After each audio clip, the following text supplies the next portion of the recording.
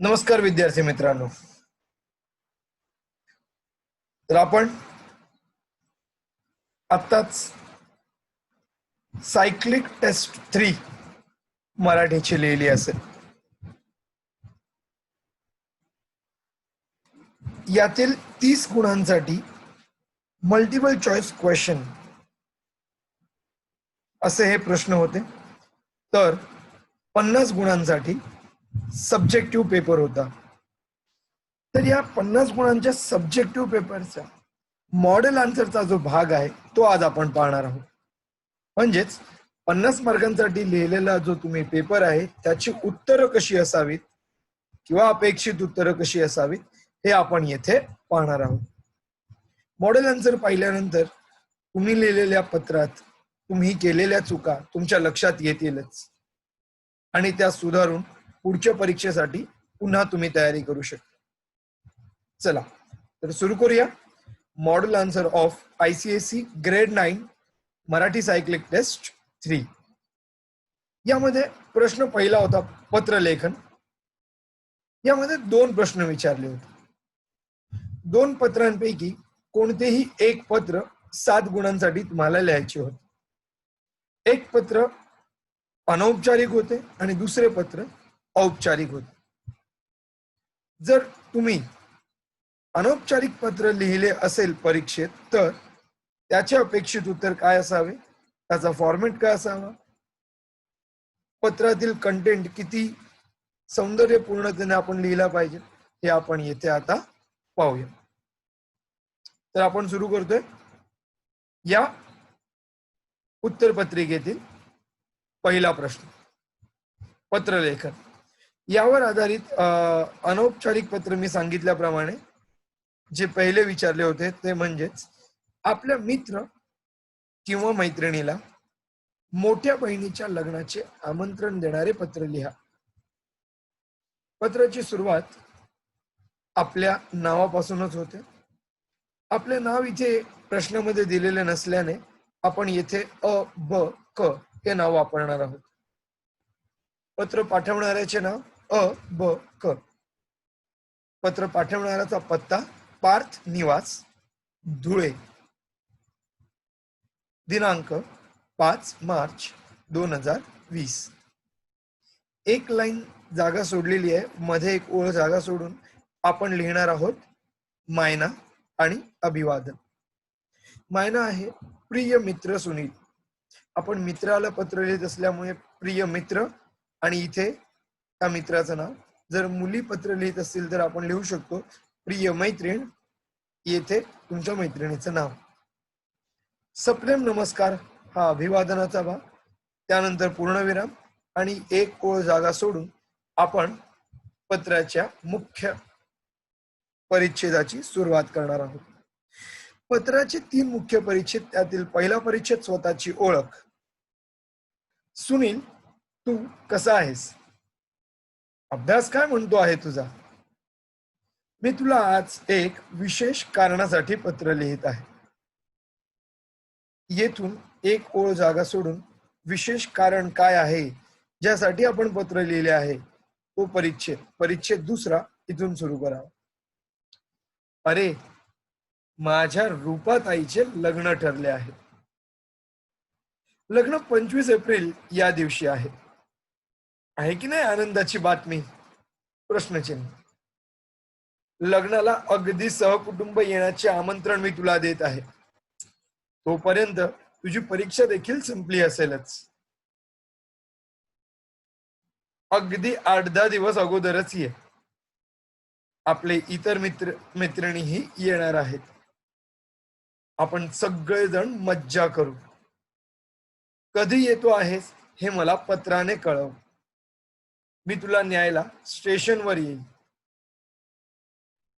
इथे मुख्य परिच्छेद संपल्याने आपण एक ओळ जागा सोडून नवीन शेवटचा परिच्छेद सुरू करणार आहोत. तीर्थरूप काकूंना आणि काकांना साष्टांग नमस्कार व छोट्या अन्नूला अनेक आशीर्वाद. पत्र पाठव, वाट पाहत आहे हे आपण लिहू शकतो. पुन्हा एक ओळ जागा सोडून आपण लिहिणार आहोत समारोप. तुझा मित्र. आपण आपल्या मित्राला पत्र लिहिल्यामुळे आपण इथे लिहिणार आहोत तुझा मित्र आणि आपले नाव अ.ब.क. येथे आपले पत्र संपलेले नाही मित्रांनो. तर आपण या पत्राचा एक मुख्य भाग पुढे लिहिणार आहोत, तो म्हणजेच एक ओळ जागा सोडून ज्याला पत्र लिहायचे आहे येस त्याचा पत्ता म्हणजेच रिसिव्हर्स ऍड्रेस. आपण आपल्या मित्र सुनीलला पत्र लिहित होतो म्हणून आपण सुनीलचा पत्ता येथे लिहिणार आहोत. प्रति म्हणजेच टू सुनील देशमुख, स्वानंद, सडामिरा, रत्नागिरी.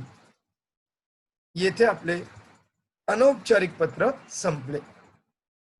जर अशा पद्धतीने जर तुम्ही लिहिलेले असेल पत्र आणि याहून सुंदर कंटेंट जर तुम्ही वापरला असेल, याहून सुंदर आशय जर तुम्ही येथे लिहिला असेल, तर नक्कीच तुम्हाला 6 ते 7 गुण मिळू शकतात.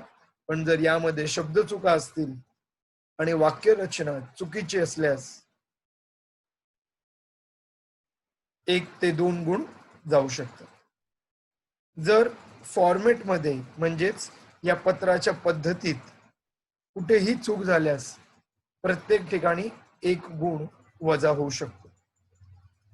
म्हणून पत्राचा फॉर्मेट व्यवस्थित समजून घ्या आणि आशयही सौंदर्यपूर्णतेने भरलेला असला पाहिजे. आपण वळतोय औपचारिक पत्राकडे. औपचारिक पत्राचा विषय होता सायकलची चोरी झाल्याबद्दल पोलिसात तक्रार पत्र. औपचारिक पत्र असल्या कारणाने येथे प्रथम आपला स्वतःचा पत्ता न लिहिता आपण ज्यास पत्र लिहित आहोत म्हणजे रिसिव्हर्स ऍड्रेस, ज्याला आपण पत्र लिहित आहोत त्यांचा पत्ता प्रथम असावा. प्रति म्हणजेच टू आपण पत्र पोलिसांना लिहित आहोत म्हणून माननीय वरिष्ठ पोलीस अधिकारी senior police inspector Mulund police station Mulund Mumbai 80. 1 ओळ जागा सोडून आपण लिहिणार आहोत दिनांक 1 सप्टेंबर 2020. विषय सुरू करण्या अगोदर 1 लाईन जागा सोडणं गरजेचं आहे आणि विषयाच्या नंतरही 1 ओळ जागा सोडणे आवश्यक आहे. त्यामुळे विषय हायलाइट करतायत. विषय सायकल चोरीबद्दल तक्रार. विषयाला न विसरता अधोरेखित करणे आवश्यक आहे. पत्राची सुरुवात करताना आपण माननीय महोदय सप्रेम नमस्कार हे न विसरता लिहावं. माननीय महोदय सप्रेम नमस्कार हे झाल्यानंतर 1 ओळ जागा सोडून आपण स्वतःची ओळख आणि मुख्य विषयास सुरुवात करूया. मी अ.ब.क. विषयात इथे तक्रार करणाऱ्या व्यक्तीचे नाव न दिल्यामुळे आपण आपले नाव अ.ब.क. असे इथे सुचवणार आहोत. मी अ.ब.क. मुलुंड पश्चिम येथे राहणारा रहिवासी आहे.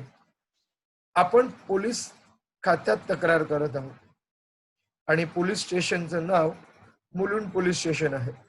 म्हणजे आपण जेथे राहतो त्या विभागाचं नाव सुद्धा मुलुंड पश्चिम असावं. आपण इतर कोणत्या विभागात राहत असून आपण दुसऱ्याच कोणत्या तरी विभागातील पोलीस स्टेशनला तक्रार केली तर तसं योग्य दिसणार नाही. त्यासाठी गुण जाऊ शकतात, हे लक्षात घ्या. आपणास निवेदन करत आहे की काल संध्याकाळी मी सुपर बाजारात काही सामान विकत आणण्यास गेलो होतो. माझी सायकल कुलूप लावून मी बाहेर उभी ठेवली होती. 1 तासानंतर सामान घेऊन जेव्हा मी बाहेर आलो तेव्हा मात्र सायकल तेथे नव्हती. आजूबाजूच्या दुकानदारांना विचारले पण काही पत्ता लागला नाही. येथून दुसरा परिच्छेद सुरू होतोय म्हणून आपण 1 ओळ जागा सोडणार आहोत आणि दुसरा परिच्छेद सुरू करणार आहोत. सायकलला लाईट व कॅरियर आहे हे सायकलचं वर्णन. सायकलचा क्रमांक N 583004 583004 असा आहे. तसेच सायकलचा रंग काळा व लाल असा आहे. कृपया माझ्या सायकल चोरीचा रिपोर्ट नोंदवून घ्या. आपण लिहिताना असंही लिहू शकतो, कृपया माझ्या सायकल चोरीची तक्रार नोंदवून घ्या. मला आशा आहे की तुम्ही माझी सायकल शोधण्याचे कष्ट घ्या. एक ओळ जागा सोडून तसदीबद्दल क्षमस्व, पूर्णविराम, धन्यवाद. ऐकून घेतल्याबद्दल धन्यवाद. तक्रार लिहून घेतल्याबद्दल धन्यवाद. एक ओळ पुन्हा जागा सोडून आपण लिहिणार आहोत आपले नाव, आपला विश्वासू अ ब क आणि आपला पत्ता येणार. आणि पत्ता सुरू करायच्या अगोदरही एक ओळ जागा सोडणे आणि मग पत्ता क्रमांक 10 राम सदन, महात्मा गांधी मार्ग, मुलुंड पश्चिम, मुंबई 400080. 400080. पिनकोड नंबर तिथे प्रश्नात दिला असेल तर आपण लिहूया, नसेल लक्षात तर आपण न लिहिलेलाच बरा. चुकीचा पिनकोड नंबर लिहिण्यापेक्षा नका लिहू, ते योग्य असेल. तर अशा पद्धतीने आपल्या पत्रातील आशय असल्यास आपल्याला 6 ते 7 गुण मिळू शकतात. जर यामध्ये शब्द चुका आणि वाक्यरचना चुकीचे वापरल्यास आपले 2 ते 3 गुण वजा होऊ शकतात. जर अशा पद्धतीने जर पत्र लिहिले नसेल, हा फॉर्मॅट जर चुकीचा लिहिला असेल तर यासाठीही प्रत्येकी 1 गुण वगळण्यात येईल, हे लक्षात घ्या. पत्रात पूर्ण गुण मिळवणे शक्य आहे, 7 पैकी 7 गुण मिळवणे. त्यासाठी विद्यार्थ्यांचा वाचनाचा आणि पत्रलेखनाचा जास्तीत जास्त सराव असावा. तर पूर्ण गुण मिळवण्यासाठी आपण पत्र लिहून सराव करा. आपण वळतोय दुसऱ्या प्रश्नाकडे. या प्रश्नपत्रिकेतील दुसरा प्रश्न होता आकलन. दिलेल्या उतार्यावर 5 प्रश्न आहेत, प्रत्येकी 2 गुण आहेत. अशा पद्धतीने 5 प्रश्नांचे एकूण गुण आहेत 10. या उतार्याला वाचून, समजून, आकलन करून तुम्ही या प्रश्नांची उत्तरे लिहावीत असे अपेक्षित होते. उतारा तर सर्व विद्यार्थ्यांनी वाचलेला आहेच आणि त्यावर तुम्ही उत्तरेही लिहिलेली आहेत. तर मी सुरुवात करतो. प्रश्न पहिला, संतांनी महाराष्ट्रात कोणते मंदिर उभारले? अर्थ स्पष्ट करा. तर उत्तर योग्य अपेक्षित उत्तर आहे, संतांनी महाराष्ट्रात लोकसेवेचे महान मंदिर उभारले. देव देवळात नसून तो माणसाच्या हृदयात आहे. मंदिरातील देवाला दगडाच्या मूर्तीला फुले वाहतो आपण, असे माणसाच्या हृदयातील देवाला प्रेमळ शब्दांची फुले वाहावी. माणसाची पूजा करा, दुसऱ्याला मदत करा, नडलेल्याचे, दुःखितांचे अश्रू पुसण्याचा आणि दुःख दूर करण्याचा, त्यांच्या चेहऱ्यावर हास्य निर्माण करण्याचा प्रयत्न करा. अशी ही जनसेवा हीच ईश्वर सेवा होय. म्हणून या संतांनी महाराष्ट्रात जनसेवेचे म्हणजेच लोकसेवेचे महान असे मंदिर उभारले आहे. हे अपेक्षित उत्तर आहे पहिल्या प्रश्नासाठी. आपण पाहूया प्रश्न क्रमांक दुसरा. सर्व संतांच्या मते देव कोठे असतो असे कोणी कोणी सांगितले आहे? तर योग्य अपेक्षित उत्तर आहे, परमेश्वर जळी, स्थळी, कंठी, पाणी, पाषाणी सर्व ठिकाणी आहे. परमेश्वराने मानवाला, प्राणी मात्रांना, निसर्गाला निर्माण केले. हा परमेश्वरच या पूर्ण निसर्गाचा, हा सृष्टीचा रचेता आहे. परमेश्वर सर्वत्र आहे. परमेश्वर पृथ्वीचा जनक आहे. या मानवाच्या हृदयात सत्य, प्रेम, दया, माया, धर्म, न्याय या ठिकाणी सुद्धा परमेश्वर निवास करतो. माणसातील चांगल्या गोष्टीत देव आहे, ते आपण शोधायला शिकले पाहिजे. संत ज्ञानेश्वर, संत नामदेव, संत तुकाराम, संत गाडगे महाराज यांनी देह देवाचे मंदिर, आत आत्मा परमेश्वर असे आपल्या मधुर वाणीने सांगितलेले आहे. हे योग्य अपेक्षित उत्तर आहे दुसऱ्या प्रश्नाचे. आपण बोलतोय तिसऱ्या प्रश्नाकडे. गाडगे बाबांनी लक्षावधी लोकांना ओरडून काय सांगितले? आणि योग्य उत्तर आहे, संत गाडगे बाबांनी लोकांच्या कल्याणार्थच जणू जन्म घेतला होता. त्यांनी लक्षावधी लोकांना ओरडून सांगितले की बाबांनो, दगड धोंड्यांची पूजा करू नका रे, माणसाची पूजा करा, माणसाच्या चांगुलपणाला पूजा, त्यांचे दुःख दूर करण्याचा प्रयत्न करा, त्यांच्या जीवनात आनंद पसरावा, गायी गुरांवर प्रेम करा, मुख्या जनावरांवर माया करा आणि भूतदया व्रत आचरा. असा संदेश नेहमीच संत गाडगे बाबा लोकांना देत. लोकांना ओरडून ओरडून हेच सांगत की प्रयत्न करा की लोकांच्या जीवनात आनंद पसरवण्याचा, प्रयत्न करा की या मुख्या गायी गुरांवर, मुख्या जनावरांवर भूतदया दाखवण्याचा, माया करण्याचा प्रयत्न करा, असे संत गाडगे बाबा सांगत राहिले. हे योग्य अपेक्षित उत्तर आहे तिसऱ्या प्रश्नासाठी. आपण पाहतोय प्रश्न क्रमांक 4. गाडगे बाबांनी जीवनभर कोणाची पूजा केली आणि त्यांच्या कीर्तनाचा विषय कोणता असेल? गाडगे बाबांनी जीवनभर भिकाऱ्याची, पांगळ्यांची, रोग्यांची आणि जनावरांची पूजा केली. ज्यांना कोणी आप्त आपंगिता नाही, प्रेम देणारे नाही, छत्र छाया देणारे नाही, त्यांना जो आपले मानतो तोच खरा साधू पुरुष असतो. तेथेच देवाचा वास असतो, तेथेच देवाचे अस्तित्व असते. गाडगे बाबांच्या कीर्तनाचा विषय गरिबांचा उद्धार हाच असेल. आधी केले मग सांगितले असे आपल्या आचरणातून त्यांनी दाखवून दिले आहे. गोपाळा गोपाळा देवकी नंदन गोपाळा हे त्यांचे आवडते भजन होते. कीर्तनातून जनसामान्यांना उपदेश करताना साध्या साध्या गोष्टीतून ते समजवायचे.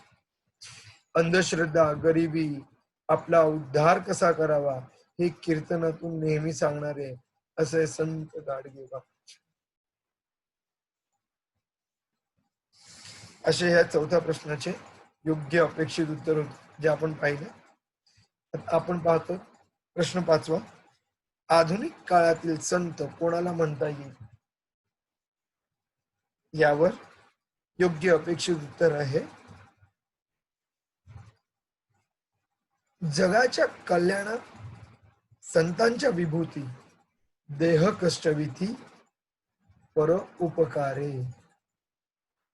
अर्थ हाच आहे, सदैव जगाची चिंता करणारे, इतरांचे अश्रू पुसणारे, आईप्रमाणे माया आणि छत्र छाया देणारे, ज्ञानबोधामृत पाजणारे जे महान लोक असतात, आहेत, होऊन गेलेत, त्यांनाच आपण संत म्हणतो.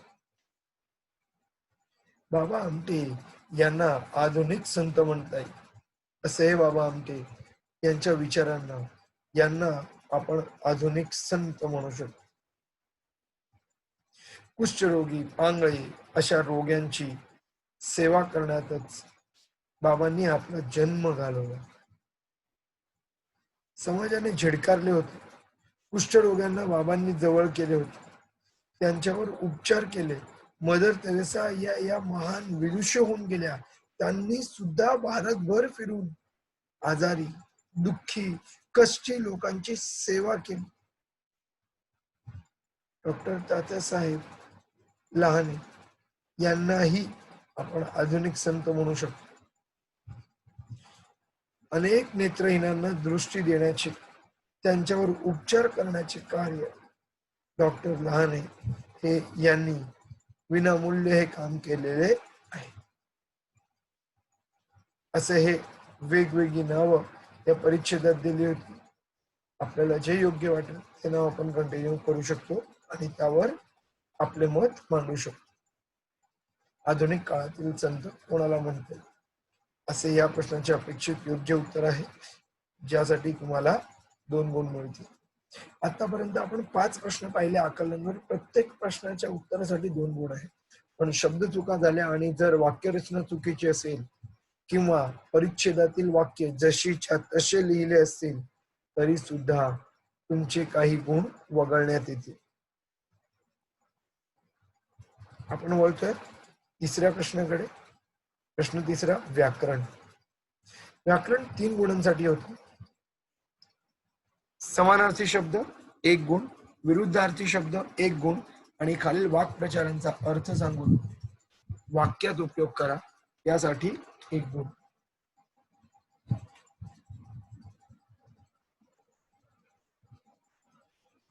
समानार्थी शब्द पहिला, सूर्य. योग्य उत्तर आहे रवी किंवा भास्कर. दुसरा शब्द आहे पोपट. यासाठी योग्य उत्तर आहे राघू. हे समानार्थी शब्द होते. आपण पाहतो विरुद्धार्थी शब्द, विवाहित. यासाठी विरुद्धार्थी शब्द अविवाहित. दुसरा शब्द आहे संशय.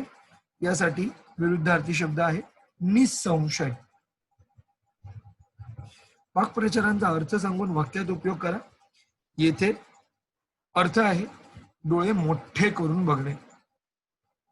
वाक्य, आज भारत पाकिस्तान विरुद्धचा सामना कसा जिंकणार हे सर्व भारतीय डोळे वटारून पाहत होते. या पुढील प्रश्न क्रमांक 4, 5, 6 व 7 या 4 पैकी विद्यार्थ्यांना कोणतेही 3 प्रश्न लिहायचे होते.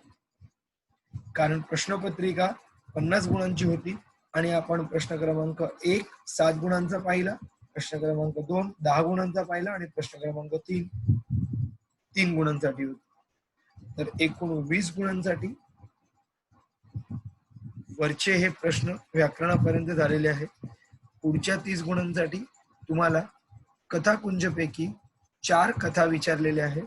या 4 कथेंवर आधारित प्रश्न आहेत.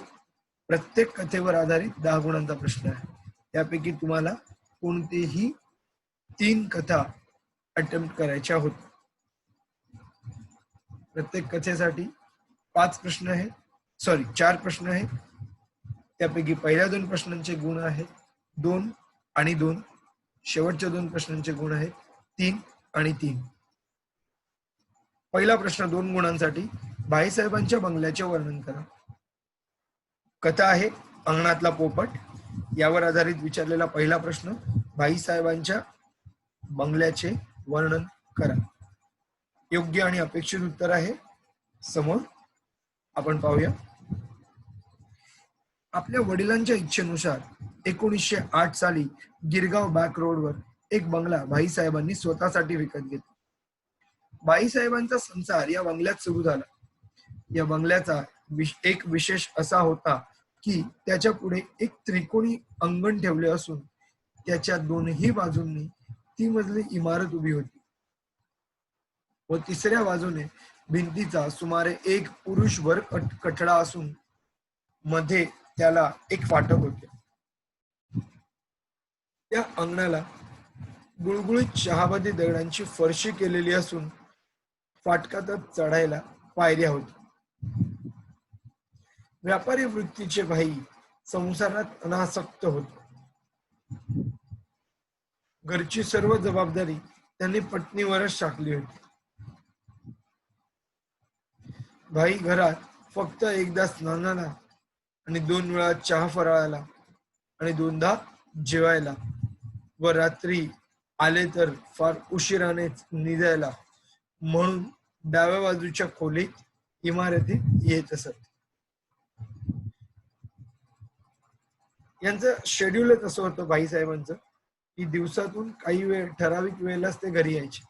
स्नानाला, दोन वेळा चहा नाश्त्याला, सकाळी आणि संध्याकाळी, दोनदा जेवायला, दुपारी आणि रात्री लंच अँड डिनर साठी, व रात्री फार उशिराने एकदम लेट नाईट निजायला डाव्या बाजूच्या इमारतीत येत. पिढीचे सर्व काम ते आपल्या नजरेखाली कसून करत व त्याचे फळ म्हणजेच त्यांची वाढती सधनता होती. पिढीचे सर्व काम ते आपल्या नजरेखाली कसून करायचे म्हणजेच लक्षपूर्वकपणे काम सांभाळायचे. त्याचे फळ म्हणजेच त्यांची वाढती सधनता, श्रीमंती. असा हा बंगला जणू भाईसाहेबांची श्रीमंती दर्शवणारा होता. बंगल्यांचे वर्णन वाचताना घर असावे तर असे, घरासारखे, नको तो नुसत्या भिंती, या ओळींची प्रकर्षाने आठवण होती. एवढा आलिशान बंगला, पण त्यात प्रेमासाठी झुरणारे लोक. घर म्हणजे फक्त दगडी वास्तूच का? नाही नाही, त्यात तर प्रेमाचा ओलावा आणि मायेची उब हवी, असे मन सतत म्हणत असे. आपण बोलतोय दुसऱ्या प्रश्नाकडे. दुसरा प्रश्न आहे, नर्मदा पोपटला घेऊन माथेरानला का गेली? हा प्रश्न सुरू करायच्या अगोदर मी प्रश्न पहिल्याचे जे अपेक्षित उत्तर आहे ते मी वाचून दाखवले होते. यावर जर योग्य उत्तर लिहिले असेल या मुद्द्याप्रमाणे तर पूर्ण 2 गुण मिळतील. जर यातील काही मुद्दे चुकले असतील आणि शब्द चुका असतील तर अर्धा ते 1 गुण वगळण्यात येईल. आपण वळतो आता दुसऱ्या प्रश्नाकडे. प्रश्न दुसरा, नर्मदा पोपटला घेऊन माथेरानला का गेली? आणि योग्य उत्तर, अपेक्षित उत्तर आहे, घरची सुबत्ता असूनही लहानगा निरागस पोपट वडिलांच्या प्रेमासाठी भुकेलेला होता. वडिलांच्या प्रेमासाठी भुकेलेला असा हा पोपट आईचे चित्र लहानपणी हरवले आणि पोपटचे मन वडिलांच्या प्रेमाचा आधार मागत होते. एकदा त्याला हिरवा लाकडी पोपट दाखवण्यासाठी बाईच्या ऑफिसात जायचे होते. पाडव्याच्या निमित्ताने नर्मदा मावशीने पोपटला नवी पाटी आणली होती. त्या बालमनाला अत्यानंद झाला होता की मला आज पाटी मिळाली. तो आनंद वडिलांबरोबर वाटून द्विगुणित करायचा होता. असा हा लहानसा पोपटला हा मुलगा, त्याला ती पाटी आपल्या वडिलांना दाखवायची होती, म्हणजेच भाईंना दाखवायची होती. पोपटच्या व्याकुळ मनाला आईची प्रकर्षाने आठवण झाली. आई कधी भेटेल असे तो विचारत राहिला. त्याच्या हळव्या आगतिक असुरक्षित मनाचे दर्शन आपणास घडते. पोपटच्या दुःखी मनाचे पडसाद शरीरावर पण पडू लागले. आजारपणात शरीर त्रस्त होते, पण त्याचबरोबर मनालाही प्रेमाची गरज असते. आजारपणात शरीर त्रस्त झालेले होते, पण त्याचबरोबर मनाला प्रेमाची गरज असते. प्रेमाची ऊब हे मुख्य औषध असते. पण वडिलांना निरोप पाठवूनही ते विसरले आणि पोपटचा ताप मात्र वाढतच राहिला. भ्रमातच तो बरळतच राहिला. सगळे लोक माझ्यावर रागावले आहेत. पोपटचे दुखावलेले व्याकुळ मन, शरीर पोखरू लागले होते. तापाला काही केल्या उतार पडत नव्हता. तेव्हा डॉक्टरांनी दिलेल्या सल्ल्यावरून नर्मदा मावशी पोपटला माथेरानला घेऊन आली. हवा पालट होईल, गाड्यांची ये जा, रस्त्यावरचा आवाज काहीच नाही. पोपटला मोकळ्या हवेत घेऊन जाण्याने तापात उतार पडेल, बरे वाटेल म्हणून डॉक्टरी सल्ल्याने नर्मदा पोपटला माथेरानला घेऊन आली. त्याची तब्येत ठीक नसताना त्याला त्याच्या आजूबाजूचं वातावरण बदली करून बघा. तुम्ही इथून शिफ्ट व्हा, दुसरीकडे जाऊन बघा, असा सल्ला डॉक्टरांनी दिला. आणि म्हणून नर्मदा पोपटला माथेरानला त्यांच्या बंगलोवर, त्यांच्या फार्म हाऊसवर घेऊन गेले. असे हे योग्य उत्तर जर लिहिले असेल तरच तुम्हाला पूर्ण 2 गुण मिळतील, नाहीतर अर्धा ते 1 गुण वगळण्यात येईल. शब्द चुका आणि मुद्दे चुकीचे असतील तर. आपण बोलतोय तिसऱ्या प्रश्नाकडे. तिसरा प्रश्न आहे, माय मरो मावशी जगो असे लेखकाने का म्हटले आहे? हा प्रश्न तुम्हाला 3 मार्कासाठी विचारला गेला आहे.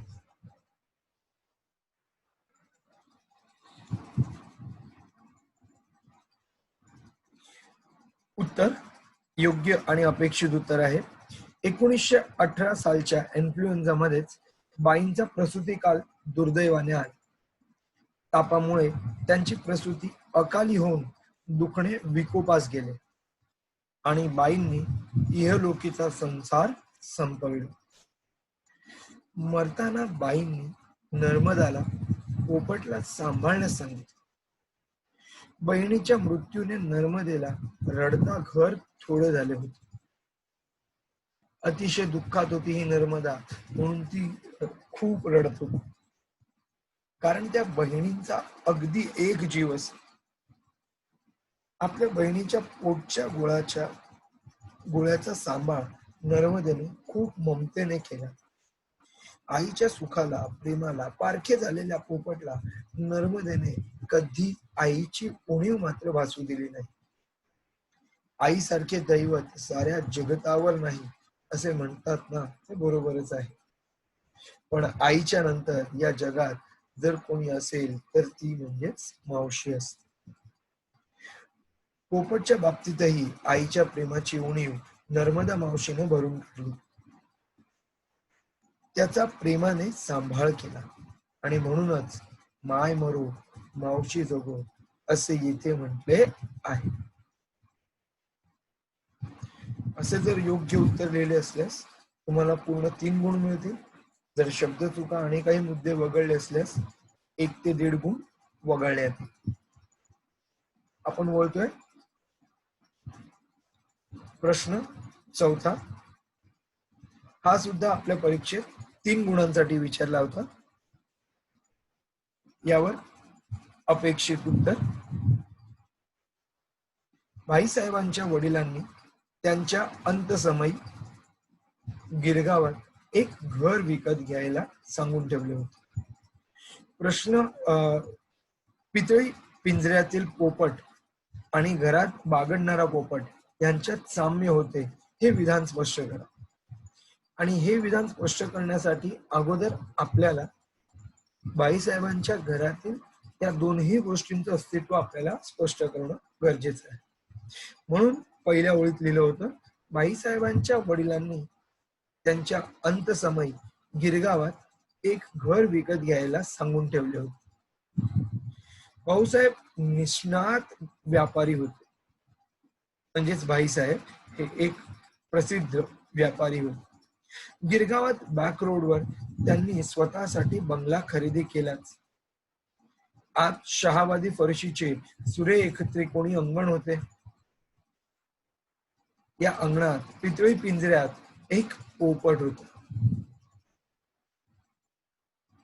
त्याचे लाडाने नाव लाल असे ठेवले होते.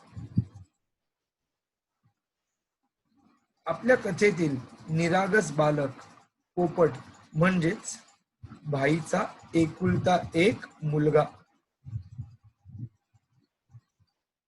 खरे तर भाईचा अतिशय लाडका, जीव की प्राण असायला हवा होता.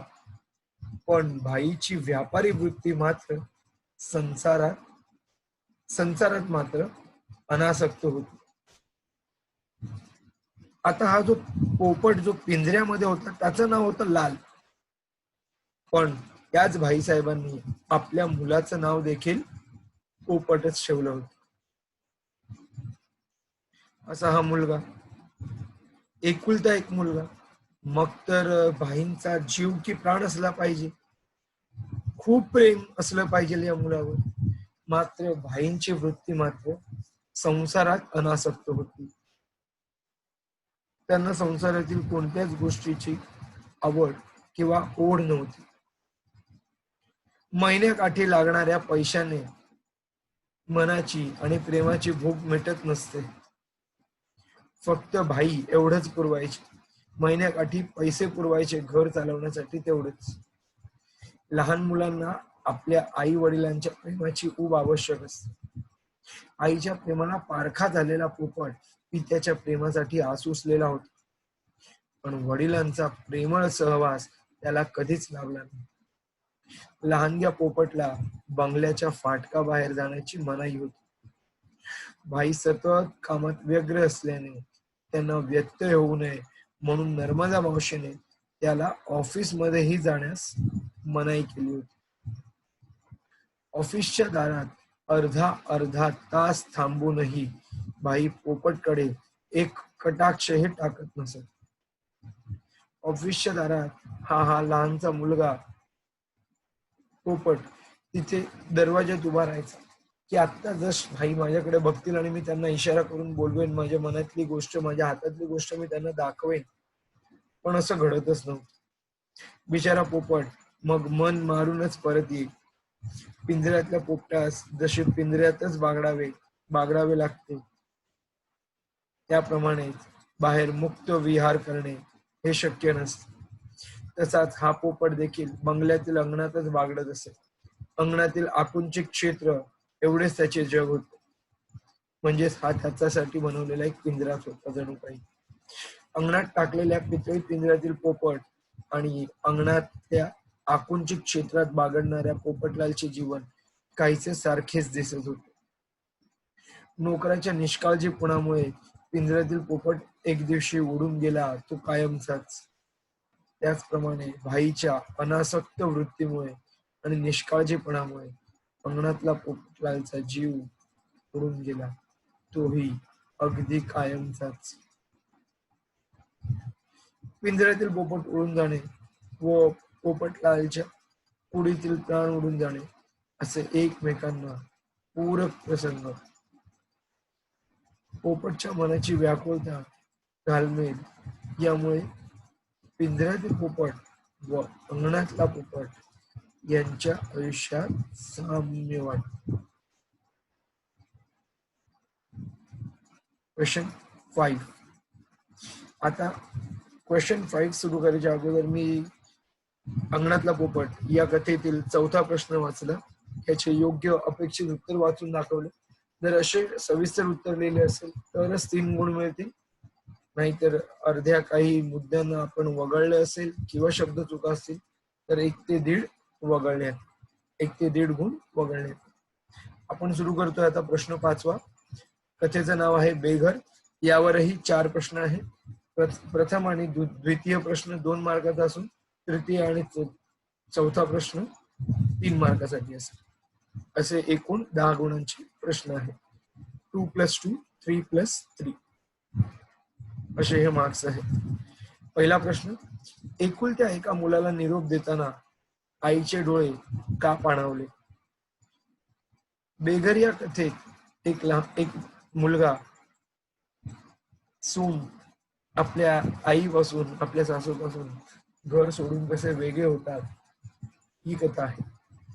त्यावर आधारित पहिला प्रश्न आपण वाचला. एकुलत्या एका मुलाला निरोप देताना आईचे डोळे का पाणावले? यावर उत्तर योग्य अपेक्षित उत्तर आहे. जेव्हा आपलं घर अशी मनात भावना असते तेव्हा घरातील माणसे एकमेकांशी प्रेमाच्या धाग्याने बांधलेली असते. आई ही या सर्वांना जोडणारा एक दुवा असते. आपल्या मुलाचे प्रेमाने पालन पोषण करते. आपल्या घरासाठी ती झटते. त्यातच आईला धन्यता वाटत असते.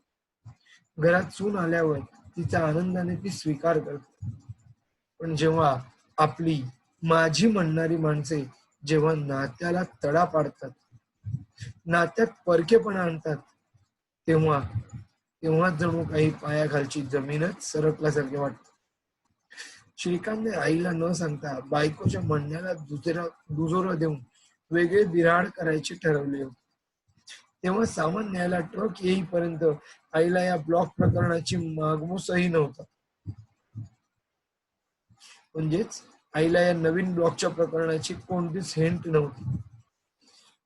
आईवर एवढाही विश्वास नाही का? ती मुलांच्या सुखाच्या किंवा स्वातंत्र्याच्या आड येणार होती का? पोटच्या लाडक्या मुलाने असा विश्वासघात केला तर जाब कुणाला विचारायचा? सध्याचे राहते घर म्हणजे यांना कधीच आपले नव्हते का? अचानक ट्रक आणून सामान हलवताना या मुलाला कशाची चाड राहिली नाही का? चाड म्हणजे जाणीव, कोणतीच जाणीव राहिली नाही का? अशा या अनेक विचारांचे काहूर आईच्या डोळ्यांपुढे डोक्यात घुमू लागले. श्रीकांत वडिलांची खुर्ची नेऊ इच्छित होते, पण आईने ती दिली नाही. वडिलांची स्मृती, त्यांचे मोल तुम्हाला काय कळायचे? तुम्हाला काहीच कळणार नाही असे ती म्हणाली. कारण जर का या सगळ्यांची किंमत असती तर आईला फसवून त्याने असा दाण्याचा बेत केला नसता. जर आईने केलेल्या या सगळ्या गोष्टींची किंमत असती ना या मुलाला, तर त्याने आईला चीट करून फसवून जाण्यासारखा असा निर्णयच घेतला नसता. आपल्या मुलाशिवाय आता एकटीने आयुष्य जगणे, मुलाचा दुरावा, या सर्व गोष्टी आठवून मुलाला निरोप देताना मात्र आईच्या डोळ्यात पाणी उभारले होते. असे योग्य उत्तर लिहिले असल्यास 2 गुण पूर्ण मिळतील. शब्द चुकांसाठी आणि उत्तरातील काही मुद्दे वगळल्यास 1 ते 1.5 गुण, 1 गुण वजा करण्यात येईल. 2 मार्कांसाठी विचारलेला हा दुसरा प्रश्न. आईने श्रीकांतला खुर्ची का नेऊन दिली नाही? पाहूया आपण योग्य अपेक्षित उत्तर. जेव्हा आपली माझी म्हणणारी माणसे नात्याला तडा पाडतात, नात्यात परकेपणा आणतात ना, तेव्हा जणू पायाखालची जमीनच सरकल्यासारखे वाटते. असे श्रीकांतच्या आईला झाले. श्रीकांतने आईला न सांगता बायकोच्या म्हणण्याला दुजोरा देऊन वेगळं बिऱ्हाड करायचं ठरवलं. तेव्हा सामान न्यायला ट्रक येईपर्यंत आईला या ब्लॉक प्रकरणाचा काहीच मागमूस नव्हता, हिंटच नव्हतं. आईवर एवढाही विश्वास नाही का की ती तुमच्या मुलांच्या सुखाच्या स्वातंत्र्याच्या आड येणार होती का? पोटच्या लाडक्या मुलाने असा विश्वासघात केला तर जाब कोणाला विचारायचा? सध्याचे राहते घर म्हणजेच यांना कधीच आपले वाटले नव्हते का? अचानक ट्रक आणून सामान हलवताना त्या मुलाला कशाचीच चाड राहिली नाही की काय? अशा अनेक विचारांचे कहर आईंच्या डोळ्यापुढे आणि डोक्यात घुमू लागले. श्रीकांत वडिलांची खुर्ची नेऊ इच्छित होता, आईने मात्र ती दिली नाही. वडिलांची स्मृती, त्यांचे मोल तुला नाही कळायचं असे ती म्हणाली. कारण जर का या सगळ्यांची किंमत तुला असते ना, तर आईला फसवून त्याने असा जाण्याचा बेत केला नसता. म्हणून आईने श्रीकांतला खुर्ची नेऊ दिली नाही.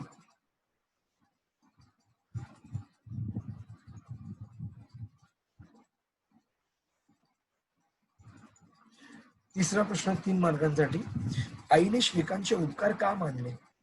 योग्य आणि अपेक्षित उत्तर आहे, आपले घर, आपला मुलगा, आपली सून या प्रेमाच्या जाळ्यात आई गुरफटली होती. मुलांचे संगोपन करणे, त्यांच्यासाठी खस्सा काढणे, हवे नको बघणे, यातच तिला सुख वाटायचं. हेच तिचे आयुष्य होते. मुलांच्या पंखात बळ आल्यावर आईमुळे आपण अस्वतंत्र आहोत असे मुलांना वाटते.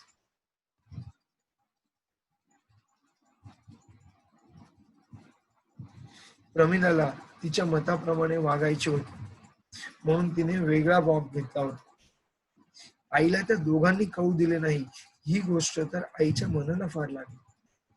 त्यांच्या दुःखातूनच मनाचा कणखरपणा आणि स्वाभिमान जागृत झाला.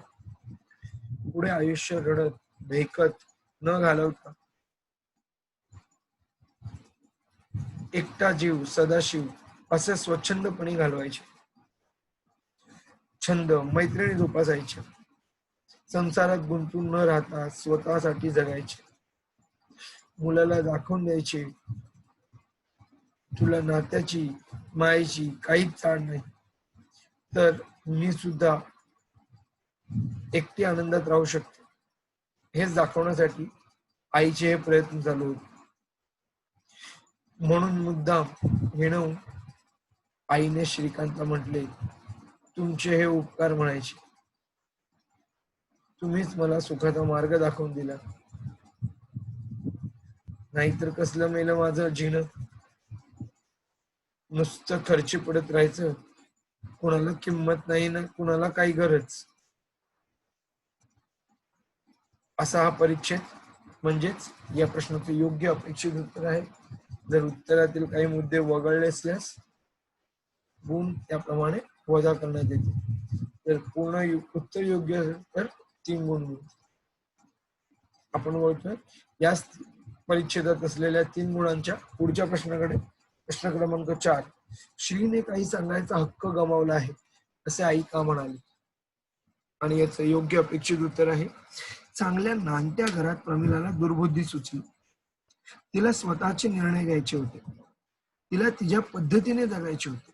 यासाठी श्रीकांतची इच्छा नसतानाही तिने वेगळे बिऱ्हाड मांडले. आपल्या भावाची मदत घेऊन ब्लॉक घेतला. सामान न्यायला ट्रक आला तेव्हा आईला समजले, सुनेनं दळून त्यांच्या डोक्यावर वज्राघातच केला होता. स्वतःला खोलीत कोंडून त्या खूप रडल्या. सुधाताईंचे एकटीचे आयुष्य सुरू झाले. श्रीकांत 4-8 दिवसांनी यायचा, पण त्या मोजकेच बोलायच्या. श्रीकांत 4-8 दिवसांनी रेग्युलर होता शारदाबाईंच्या घरी, पण त्या मात्र सुधाताईंच्या घरी, पण त्या मात्र मोजकेच बोलायच्या. सुमालाही त्याने काही कळवले नाही. सुमा म्हणजेच या श्रीची सख्खी बहीण जी परगावी असते, तिलाही काहीच कळवलं नव्हतं त्याच्या घरी घडलं त्याबद्दल. त्यांच्या मते या लहान सहान गोष्टी का कळवायच्या? उगाच उंटावरून शेळ्या हाकून आईचे एकटे पण जाणार नव्हते. उगाच मी मोठमोठ्या वड्या मारून माझं एकटे पण काय जाणार नव्हतंच. श्रीकांतला वाटले आई रडेल, भेकेल, टाकून बोलेल. आईच्या या सगळ्या प्रतिसादाने तो आश्चर्यचकित झाला होता. आईने बँकेची कामे करण्यास नकार दिला. तिच्याकडे आता भरपूर वेळ होता. हळूहळू आता तिला काय दिसत नव्हतं, म्हणून बँकेची कामे वगैरे करण्याचा नकारच दिला. तिच्याकडे आता भरपूर वेळ होता. घरी स्वयंपाक बनवण्याचा प्रश्नच तिने मिटवला होता. त्यांनी श्रीला सांगितले होते, माणसाबरोबर त्यांची हौसमौज बदलते. मैत्रिणी, गप्पा, ट्रिप, भिशी या सगळ्यात माझा वेळ छान जातो. श्रीकांतने तर काळजीने औषधे नियमित घ्यायला सांगितले, तर कोपऱ्यावरल्या ॲलोपॅथीच्या डॉक्टर जोशीचं औषध घेते असे त्या म्हणाल्या. हे ऐकून श्रीला तर आश्चर्यच वाटलं. घरात एवढा डॉक्टर असताना तू ॲलोपॅथीचं औषध का घेतेस? त्याचे साईड इफेक्ट होतात असे काळजीच्या सुरात त्याने म्हटले. यावर खंबीरपणे आपल्या दुःखातून तावून सुलाखून निघालेल्या स्वाभिमानी आईने उत्तर दिले, आता तू काही सांगायचा हक्कच गमावला आहेस. कारण जर खरंच आईची काळजी असती तर तिच्या पाठीत खंजीर बसला नसतास, तिचा विश्वासघात केला नसतास. आता उगाच वरवरची चिंता कशाला. म्हणतात ना, आंधळ्याच्या गायी देव राखतो. माझे रक्षण करायला देव माझ्या पाठीशीच आहे. मी खंबीरपणे आहे, कणखरपणे आहे. मी खंबीरपणे आणि कणखरपणे जगत आहे. असं इथे शारदाबाई सुधाताई सांगतात. म्हणून त्या म्हणतात की तू तर काही सांगायचा हक्कच गमावलायस, माझं जीवन माझ्या पद्धतीने कणखरपणे आणि खंबीरपणे जगत आहे. अशा सुधाताई म्हणजेच श्रीची आई इथे सांगत आहे. असं योग्य उत्तर असेल तर 3 गुण मिळतील. यातील काही शब्द चुका आणि जर काही ओळी वगळल्या असतील तर 1 ते 1.5 गुण वजा करण्यात. आपण बोलतोय क्वेश्चन नंबर 6, कथा शाळा. यावर विचारलेले 4 प्रश्न, त्यातही पहिले 2 प्रश्न 2 गुणांसाठी आहेत आणि पुढील 2 प्रश्न प्रत्येकी 3 गुणांसाठी आहेत. करूया सुरुवात. पहिला प्रश्न,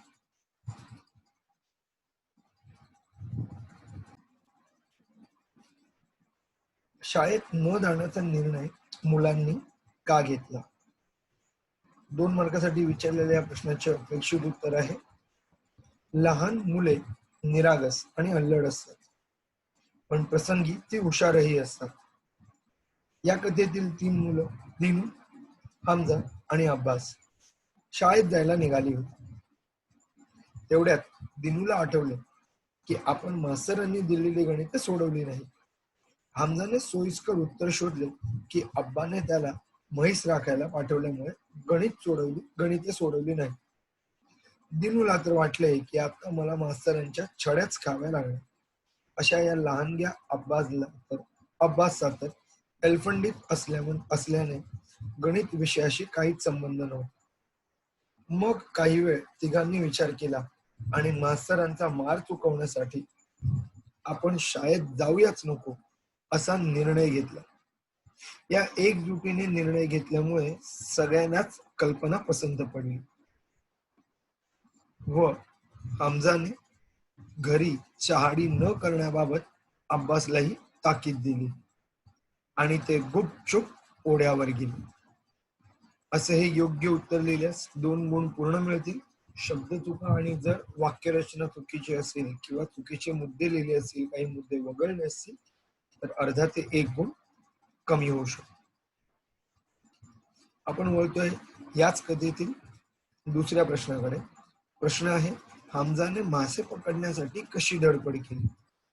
या 2 गुणांसाठी विचारलेल्या प्रश्नाचं अपेक्षित उत्तर आहे, दिनू, हमजा आणि अब्बास शाळा बुडवून ओढ्यावर गेले. झाडांच्या दाटीमधून पांढरा शुभ्र ओढा धावत होता. दुपारचे ऊन धारेत पडले होते. खळखळती धार चमकत होती. छोटे छोटे मासे तिच्यात पोहत होते.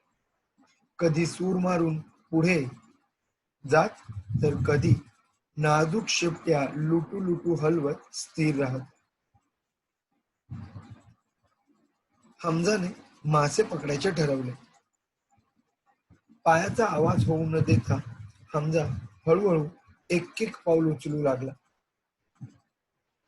फुलपाखरू पकडताना करावे तसे त्याने आपले दोन्ही हात केले आणि दोन्ही पंजांचे अंगठे एकमेकात गुंतवले. विलक्षण चपळाईने माशावर गपकन धडक टाकली आणि पाण्याबाहेर येऊन ओंजळ उघडली. तर ओंजळीत फक्त वाळूच होती, पण मासा काही नव्हता. माशाने हमजाच्या हातून सुटका करून घेतलीच होती. तो पाण्यात खडकाच्या आडोशाला लपला होता. दुसऱ्या वेळीही तो हुशार मासा सुळकन पुढे गेला. हमजा धावला. दिनू व अब्बासने जाण्याचा निर्णय घेतला. अब्बासही धारेच्या कडेकडेने त्याच्या पाठोपाठ गेले. पण मग मासच कुठं गडप झालं आणि पोरांची नजर चुकवून कुठे नाहीसाच झाला. मग त्या सर्वांनी मासे पकडण्यासाठी शेवाळ साचलेल्या पाण्यात जाण्याचाच निर्णय घेतला आणि तेथे जाऊन मासे पकडले. अशा पद्धतीने अब्बास, दिनू व हमजा या तिघांनीही मासे पकडण्यासाठी धडपड केली होती. अशा या योग्य उत्तरासाठी 2 गुण मिळतील. जर काही शब्द चुका असतील, वाक्यरचना चुकीची असेल तर तुमचे अर्धा ते 1 गुण जाऊ शकतात. आपण बोलतो या उतार्यावर विचारलेल्या तिसऱ्या प्रश्नाकडे. तिसरा प्रश्न आहे, अब्बासच्या पायात काटा शिरल्यावर हमजाने कोणकोणते उपाय केले? हा प्रश्न आहे 3 गुणांसाठी. यावर अपेक्षित उत्तर आपण पाहणार आहोत. दिनू व हमजा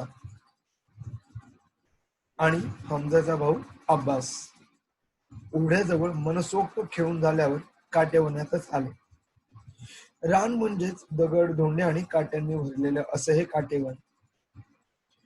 तिघेही जणू मुक्त वातावरणात पंख लावल्याप्रमाणे भिरभिरीत होते. वासराच्या कानात वारा शिरल्याप्रमाणे हुंदडत होते. त्यांना काट्यांचे भान थोडेच नाही. अनवाणी पायाने हिंडताना अब्बासच्या पायात एक काटा भस्कन शिरला. कोवळ्या पायात काटा गेल्याने, दुखू लागल्याने तो रडू लागला. हमजाने त्याला खाली बसवून देवबाभळीचा एक मोठा काटा घेऊन अब्बासच्या पायातली काटा काढण्याचा प्रयत्न केला, पण तो पार आत गेला होता. मग त्याने रुईचे झुडूप शोधून काढले, पान मोडून त्याचा पांढरा चीक काटा मोडला आहे त्या ठिकाणी लावला. उद्या सकाळपर्यंत काटा आपोआप बाहेर येईल अशी त्याची समजूत होती. खरे तर या मुलांचे कौतुक वाटते. आलेल्या प्रसंगाने न घाबरता धाकट्या भावाला धीर दिला. रानातील वनस्पती, औषधी उपयोगही या लहानग्या मुलाला ठाऊकच होते. ही तर निसर्गाच्या शाळेचीच किमया. निसर्ग आपणास भरभरून ज्ञान देतो आणि अशा या शाळेत आज अब्बास, हमजा आणि दिनू तिघही शिकले. हा उपाय अब्बासच्या पायात काटा शिरल्यावर हमजाने केला होता. असे हे 3 गुणांसाठी विचारलेले उत्तर होते, जे आपण अशा पद्धतीने लिहू शकतो.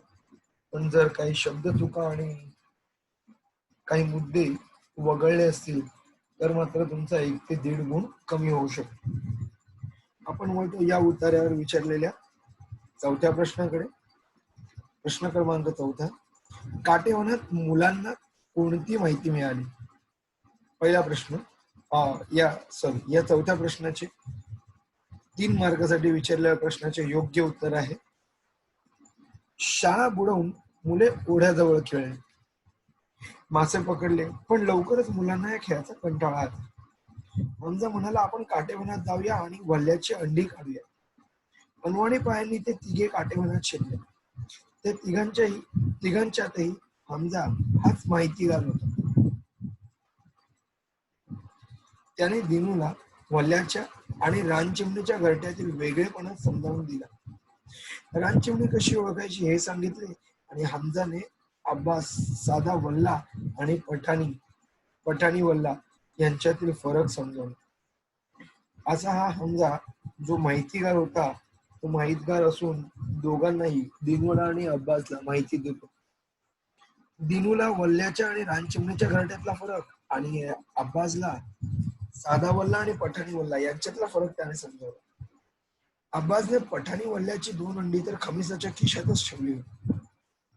मग ते काटेवनातून हिंडले आणि वल्ल्या पारंब्यांची कोटी शोधत होते.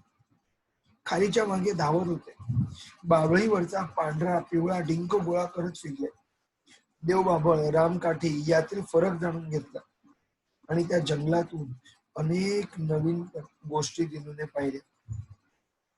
सुरेख पक्षी, पांढरे उंदीर, हिरव्या पंखाचे झगमगीत सोनकिडे, ते धरून काड्या पेटीत ठेवायचे आणि बावळीचा पाला खाऊ घालायचा, म्हणजे ते अंडी घालतात. कोण अंडी घालतात? येस, ते सोनकिडे. नेतीची तांबडी लाल फळे, कोळीश्रीची विलक्षण कोटी आणि मधाची पोळी, असे कितीतरी गोष्टी दिनूने पाहिल्या पहिल्यांदा. अशा प्रकारे मुलांना काटेवनात पक्षी व झाडे यांची नवनवीन माहिती मिळाली. आणि माहितगार होता हमजा आणि माहिती घेणारे होते दिनू आणि अब्बास. चला, असे योग्य उत्तर लिहिले असल्यास पूर्ण 3 गुण मिळतील. जर शब्द चुका असतील आणि काही मुद्दे वगळण्यात आले असतील तर त्या हिशोबाने 1 ते 1.5 गुण मार्क वजा करण्यात येईल. या प्रश्नपत्रिकेत विचारलेला हा शेवटचा उतारा, प्रश्न क्रमांक 7, चोरी. या उतार्यावरही 10 गुणांसाठी प्रश्न विचारले होते. पहिले 2 प्रश्न मात्र 2 गुणांचे असून शेवटचे 2 प्रश्न 3 गुणांचे असतात. गोपू, पहिला प्रश्न 2 मार्कांसाठी. गोपू कोणाबरोबर शेतात आला व का? योग्य आणि अपेक्षित उत्तर आहे. गोपू 9-10 वर्षांचा मुलगा होता. त्याला वडील नव्हते. शाळेत पोचवायला आणि न्यायला त्याची आईच येई. त्या दिवशीही ती शाळेतून घरी न्यायला आली होती, पण घरी न जाता ती गोपूला शेताकडे घेऊन गेली. भाताची कापणी तर झाली होतीच आणि जमिनीवर सांडलेले भात गोळा करून आणायचे होते. आई त्याला दुसऱ्याच्या मजुरीसाठी नव्हे तर भात गोळा करायला नेणार होती. कितीतरी भातगोटे तिथे सांडले होते. उकेड बसून मायलेकरे ते बेवारशी पीस गोळा करत होते. गोपूची मूठ भरली की तो आईकडे साठवलेले भात द्यायचा. आई पदराच्या वेगळ्या शेवात मूठभर ते दाणे बांधून ठेवत. अशा पद्धतीने या गोपूने आणि गोपूच्या आईने शेतात येऊन असे काही काम सुरू केले. असे योग्य उत्तर लिहिले असल्यास 2 गुण पूर्ण मिळतील. जर यातही शब्द चुका झाल्या किंवा वाक्यरचना बदलली किंवा काही मुद्दे वगळले तर 1 ते 1.5 गुण कमी करण्यात. आपण पाहतोय चोरी या कथेवर विचारलेला दुसरा प्रश्न 2 गुणांसाठी. कापणी झालेल्या भात शेताचे वर्णन करा. आणि दी आन्सर इज, अपेक्षित 2 मार्कासाठी उत्तर आहे. गोपूची घरची परिस्थिती गरिबीची होती. त्याला वडील तर नव्हतं, स्वतःच्या मालकीचे शेतही नव्हते. त्यामुळे ज्या शेतात पिकांची कापणी झालेली असते तेथे खाली भात केसरे व भातगोटे पडलेले असतात. ते आईला वेचायचे होते. म्हणून गोपूच्या आईने गोपूची शाळा सुटल्यावर परस्पर भात शेतात आणले होते. तो भाताचा अथांग मळा होता. नुकतीच तेथे कापणी झाली होती. पिवळे जर्द आणि रसरशीत तांबूस शिकल्यावर सोनेरी नक्षी काढावे असे ते उमललेले दिसत होते. भातमळा नुसता रिकामा होता. संपूर्ण कापणी झालेली होती, संपलेली होती. कडक ऊन तळपत होते. ओल्यागार भातकचऱ्यांवर उन्हे पडल्यामुळे वाफेच्या लाटा उठत होत्या. मोकळ्या मळ्यात फुलपाखरं स्वच्छंद वागडत होती. त्यांना वरच्यावर मोठकावणाऱ्या मोठ्या एवढ्या रानचिमण्या इकडे तिकडे उडत होती. अशा पद्धतीने जर योग्य उत्तर लिहिलं असल्यास तुम्हाला पूर्ण 2 गुण मिळतील. अदरवाईज तुमच्या यातून अर्धा ते 1 गुण वजा करण्यात येईल जर वाक्यरचना आणि शब्द चुका असतील तर. येस, आपण बोलतोय तिसऱ्या प्रश्नाकडे. तिसऱ्या प्रश्नाचं उत्तरही 3 गुणांसाठीच आहे आणि योग्य अपेक्षित उत्तर आहे. अगोदर मी प्रश्न वाचलो. गोपूचे खिसे कशाने भरले व कसे भरले? योग्य व अपेक्षित उत्तर आहे. गोपू आई बरोबर निमूटपणे भातगोटे निवडीत राहिले. लवकरच त्याला त्या कामाचा कंटाळा आला. आईला न सांगता तो उठला व चालत चालत खूप लांब वर आला. तेथे अद्याप न कापलेले एक शेत उभे होते. भाताच्या ओंब्यांनी गच्च भरलेल्या शेतात पोपट्यांच्या थव्यांची लयलूट चालली होती. लांब चिपट्यांचे हिरवेगार पोपट शेताला भिडत आणि चोचीत एक एक पकडून अमराईकडे जात. तेथे झाडांवर अनेक पोपट बसले होते.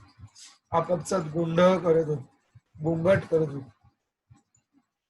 प्रत्येक झाडावर लहान मोठ्या ढोली होत्याच. अनेक प्रकारच्या भातकेसरांनी गच्च भरली होती ही ढोली. गोपू मागचा पुढचा विचार न करता सरळ झाडावर चढला. हातभर खोल ढोली भातकेसरे ठासून भरली होती. पोपट्याने साठवलेले सगळे भात आपल्या खिशात कोंबायला गोपूने सुरुवात केली आणि त्याचे दोनही खिसे तुडुंब भरले होते. त्याला जिरेसाळ, कामोद, आंबेमोहोर अशा अनेक प्रकारचे भात एकदम मिळाल्यामुळे त्याचा चेहरा एकदम उजळला. त्याप्रमाणे गोपूने भात जमा केले होते. आपण पाहत होतो हे 3 गुणांसाठी विचारलेला एक प्रश्न. जर योग्य उत्तर अशा पद्धतीने लिहिलं असेल तर पूर्ण 3 गुण देण्यात येतील. नाहीतर 1 ते 1.5 गुण वगळण्यात येईल शब्द चुका आणि अपूर्ण मुद्द्यांसाठी. आपण पाहतोय आता या कथेवर आधारित शेवटचा प्रश्न 3 गुणांसाठी. आपणही पोपट व्हावे असे गोपूला का वाटू लागले? आणि योग्य अपेक्षित उत्तर आहे आमराईतील आंब्याच्या प्रत्येक झाडाला 1-2 लहान मोठ्या ढोली होत्याच. गोपूने पाहिले पोपट्यांनी डोलीत भात जमवले होते. तो झाडावर चढला व पोपट्यांनी साठवलेला भात आपल्या खिशात कोंबले. त्याचे दोनही खिसे तुडुंब भरले. आनंदाने आपल्या आईला ही गंमत दाखवली पाहिजे म्हणून गोपू आपल्या आईला ही गंमत दाखवायला गेला. पण आईने कुठे चोरीबिरी केलीस का असा आळ घेतला. त्याच्यावर अविश्वास दाखवला व गोपूने आणलेले भात घेण्यास नकार दिला. आईच्या मते ती चोरीच होती. पक्ष्यांनी माणसांची चोरी करणे आणि माणसांनी पक्ष्यांची चोरी करणे म्हणजे माणसांनी माणसाचीच चोरी करणे हे आईचे बोलणे निरागस गोपूला मात्र समजले नाही. त्याला इतकेच कळत होते की पोपट्यांना कोण अडवणार. ते कधी हवे तितके भात तर जमा करू शकतात. मग मी त्यांचे भात घेतले तर काय झाले? त्याला त्या शेतीत पुन्हा दिसले की राखणदाराची नजर चुकवून एखादा चुकार पोपट निर्भयपणे शेतावर झेपावत होता. पुन्हा त्या गोपूला दिसले की राखणदाराची नजर चुकवून पुन्हा एक पोपट वर उंचावर फिरतोय. पुन्हा हा पोपट वर झेपावताना दिसला.